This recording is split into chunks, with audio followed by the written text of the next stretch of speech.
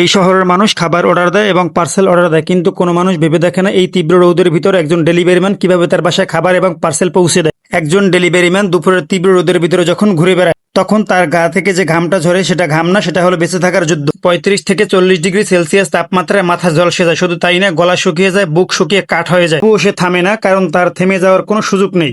কারণ কারো ঘরে খাবার নাই, সন্তানের জন্য দুধ নাই, এবং কারো বাসা ভাড়া বেজে আছে, কারো কারেন্ট বিল বেজে আছে। এরপর পার্সেল নিয়ে যেতে 5 মিনিট দেরি হলে মানুষ রাগ দেখায়, বিভিন্ন ধরনের কটু কথা বলে, কিন্তু তারা একবারও ভাবে না এই মানুষটা সারাদিন এত তীব্র রোদের ভিতরে কিভাবে রাস্তায় থাকে। ডেলিভারি বক্সের ভিতরে শুধু খাবার থাকে না, থাকে একটা মানুষের ক্লান্ত শরীর আর হাজারটা দুশ্চিন্তা।